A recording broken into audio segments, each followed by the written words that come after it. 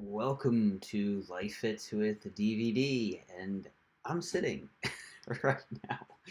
I wanted to do a video where I'm sitting down for a variety of reasons, but really it's more so because I need to change it up. Um, I don't have a uh, clear topic that I wanted to specifically talk about today. However, what I did want to go over is a book that I'm reading right now that is helping me with my own journey, and that is this book, which doesn't have a cover right now, but is Conquering Your Critical Inner Voice. And that is something that I am struggling with right now is some of the voices that are talking me out of creation and what that is like, where that is coming from, um, how it's manifesting. And I literally just started this book yesterday. It's already been excellent. I think we all are battling a lot of inner voices within ourselves, and this stems from many different things, mostly childhood, um, our relationship with our parents. It's really the relationship that our parents had with us, whether they, you know, were rejecting, dismissive, how they basically treated themselves as well. Because many people, many parents, critical inner voices then passed down to their children. And this is unfortunate because it leads to a lot of confusion, a lot of broken relationships, a lot of self defeating behavior.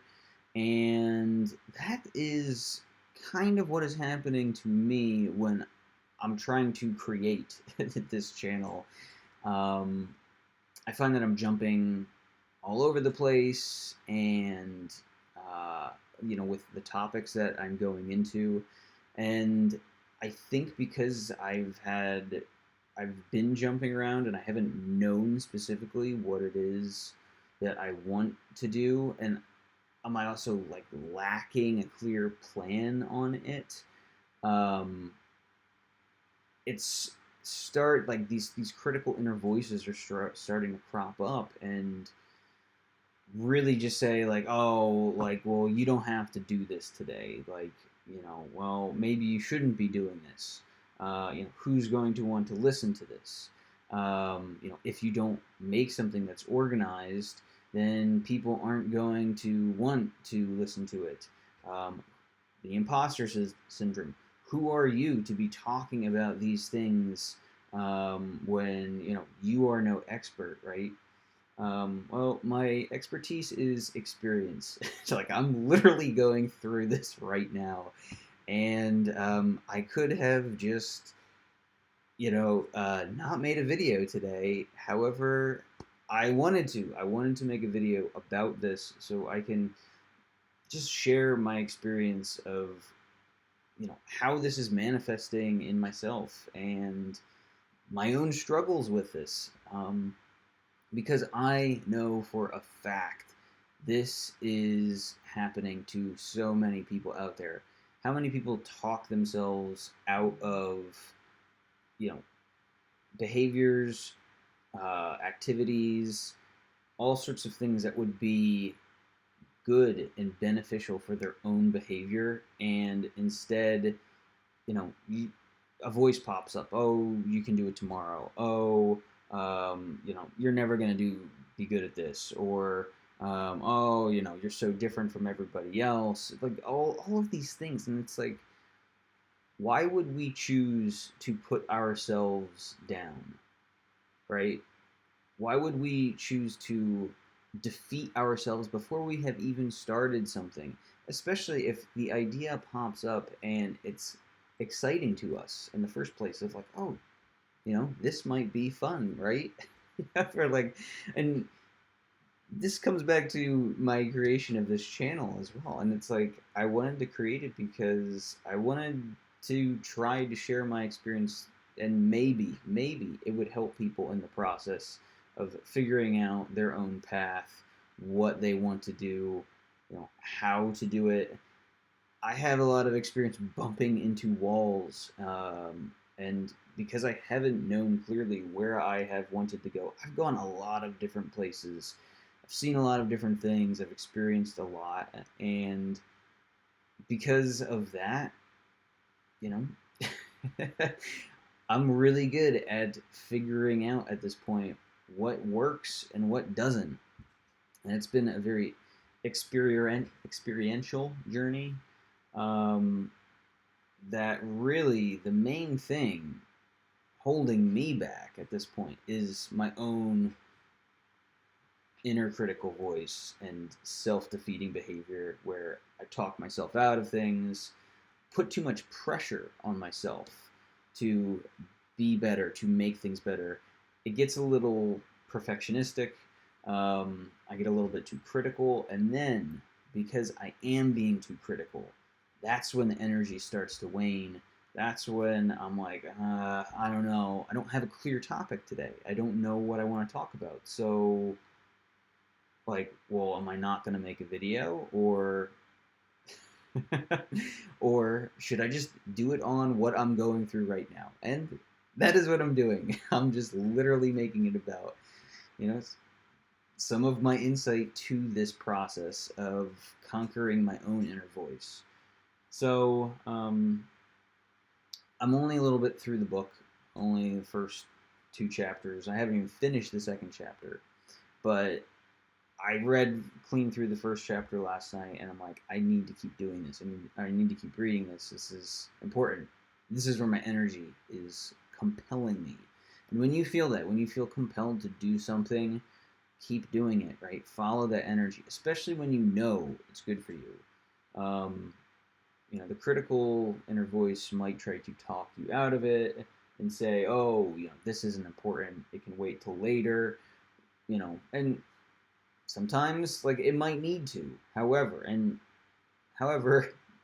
that energy hopefully will still be there later, even if you have to wait in a short period of time. Um, Especially if you have other obligations and all of that. But if you can, follow that energy. Like, follow it when it comes, and try to figure out. There's all sorts of exercises in this book to help figure out what these critical inner voices are, um, how they manifest. I have a lot written down here about some of these exercises that I have just done today, and they really have been beneficial to go through and to bring awareness towards some of the things that I don't think about all the time. So in the first chapter, it's talking about visualizing the real you. What are your actual abilities, your physical abilities? What are your positive qualities, your interests, your activities? What do you see for yourself long term, short term? And then where do you stand in relation to all of these goals? So then it gets into, okay, what happens when your critical inner voice attacks? What are you saying to yourself?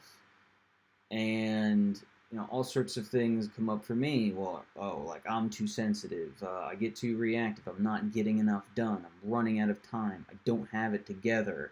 All these sorts of things, and then you reverse them, right? You take these self-critical attacks and you put them into you statements. So you begin to dissociate from them. So it becomes, you are too sensitive. Or, sorry, I've been saying it. I think I was just saying it as, oh, you are, or I am too sensitive. I am too reactive. So you rephrase it as, you are too sensitive. You are too reactive. You are not getting enough done. And when you think about those things, do they still feel like you? Do those statements still feel like you, or do they actually start to feel like it might be somebody else? somebody that may have influenced you when you were younger and kind of put some of these thoughts in your head, some of these ideas that you began to associate with that, oh, you are bad, right? And this is typically, in a parental role, because we, you know, as a child, we hold our caretakers in the highest regard typically, because if they are rejecting of us in some way, it will keep the hope alive that, oh, our idols that provide for us, right? They don't like us because we are the problem. We are not being good enough. And if we keep the hope alive that we can be better, that we can conform to how they want us to behave, that will make us worthy of their attention, their love, and all of that, right? So that's just a huge, for me, that was a huge revelation to understand that, you know, this is just how children cope with the circumstances when they are younger, right? We can't control a lot of these critical inner voices. They are literally just placed upon us, and we have to adapt to them and cope with them the way we are when we're that young because we don't have any other defense. So what happens is we kind of build like an armor around us, maybe emotionally. That can even be physically. We can build a lot of, you know, that can be even tension in our muscles and everything around some of these coping mechanisms that help us survive psychologically and emotionally back then. But what happens is when we get younger, get older, when we get older, we don't need these coping mechanisms anymore. And this armor that we have on ourselves can weigh us down and prevent us from developing the relationships that we want to, from thriving in our adult life because, well, we never really had a solid foundation for how to interact with people when we were younger, right? We only had what we had. Um, and I mean, once again, I mean, I don't know if I've said this, but this is just from an emotional and psychological standpoint. We can have all of our physical and physiological safety needs taken care of by our caretakers. We might not have any issues that are visible on the surface that this is a very serious thing for us, and that we are battling through some major psychological and emotional boundaries or barriers that um, you know people might not see. They might not see all of this on the surface, and especially when it comes to children, it's a bit of a taboo thing for people to point out. Oh, it's the parents that actually might have some weaknesses or shortcomings that they then are projecting onto their children. And I feel a little weird saying that myself because even with my own parents, they obviously have done the best they can. However, I mean, this everything that has been passed down to me psychologically and emotionally came from their own parents. So it's really just it's a process of being aware of these things. It's not anything that needs to be judged or like punished or anything or blamed on the parents because they didn't know themselves, right? It's not it's not a blame game, and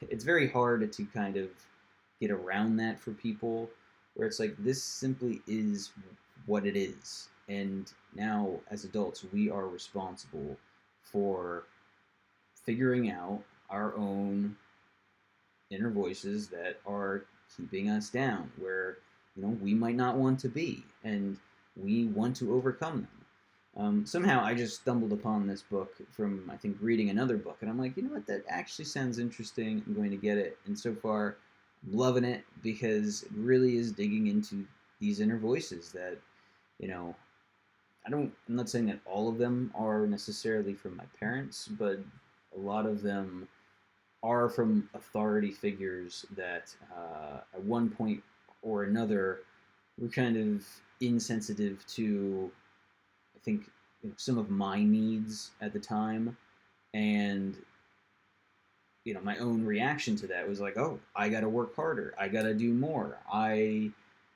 need to do something to overcome this, when that's not always the case, right? It's not always your fault. Um, from another book I was reading recently, some people internalize a lot of the criticism of other people, and others externalize it. They act out and project it on the external world, where other people, like myself, internalize it, and I take the blame. I take responsibility when a lot of these things might not have been my responsibility in the first place. Trying to take care of people's needs that it wasn't my responsibility to take care of. Trying to act in ways to make people happy where it wasn't me that really needed to be changing my behavior, especially when it's a child, right? Um, what's important is that we are listened to, that we are heard, and that we understand where other people are at. And this is a communication thing.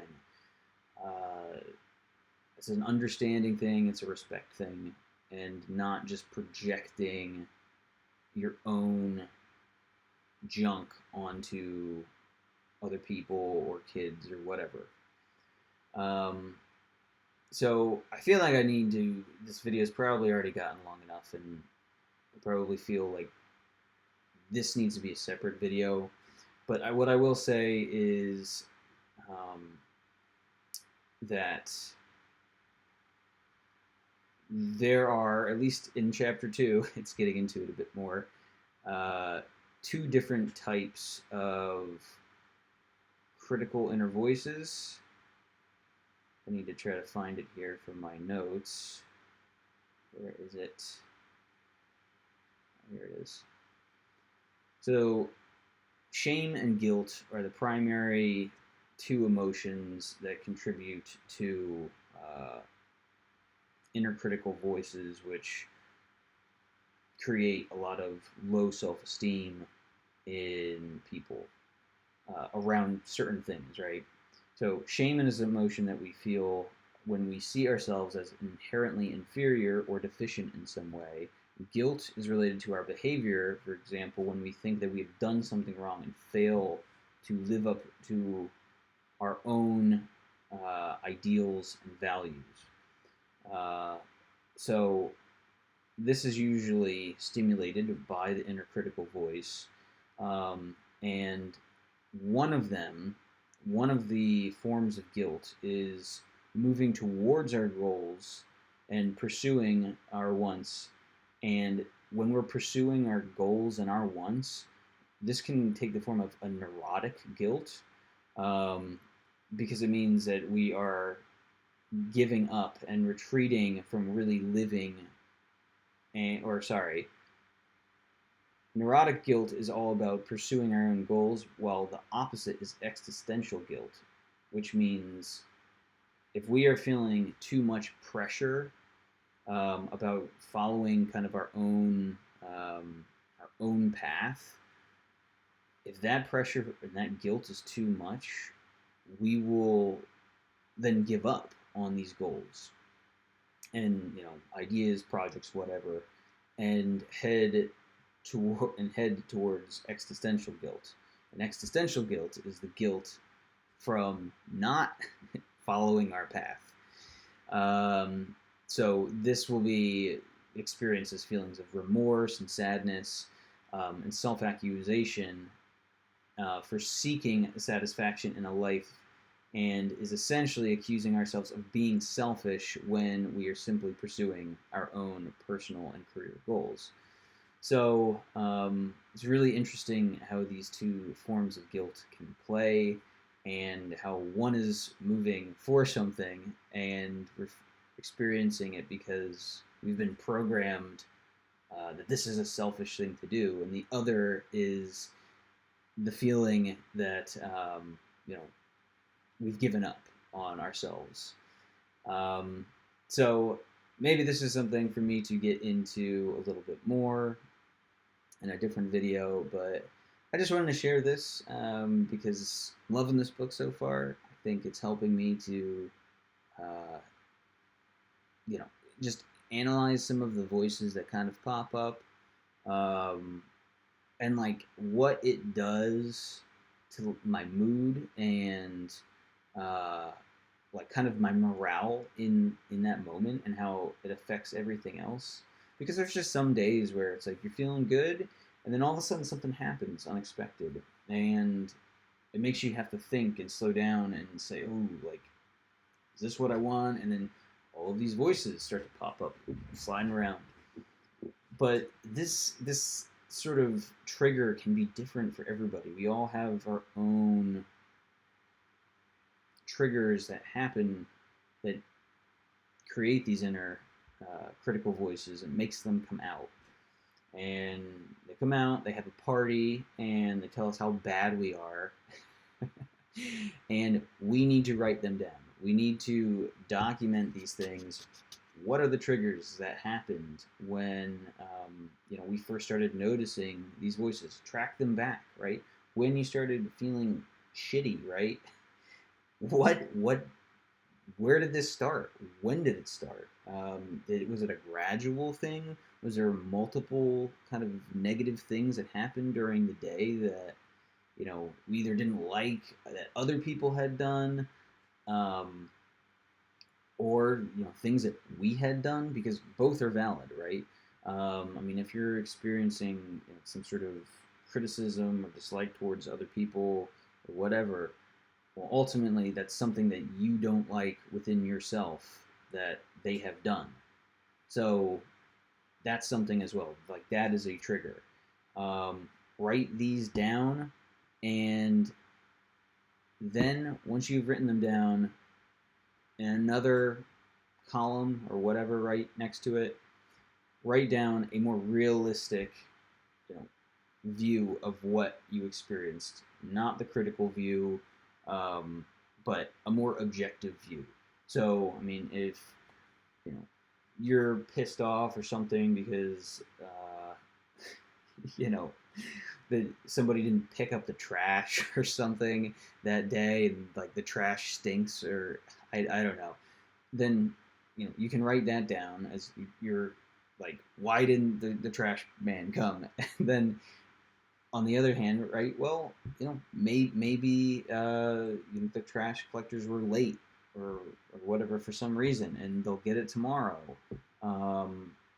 But try to reframe things. That's such a bad example. But try to reframe things in a more positive light. Don't sugarcoat it. Don't be unrealistic. This isn't a self affirmation. This is about being objective and saying, well, what else could have happened to why, you know, you experience this. So, I mean, maybe, all right, I feel like I need to give a better example. So if you experience something like, oh, I didn't get enough done today, and, you're falling behind, or I am falling behind. I feel like I didn't get enough done today. I'm falling behind.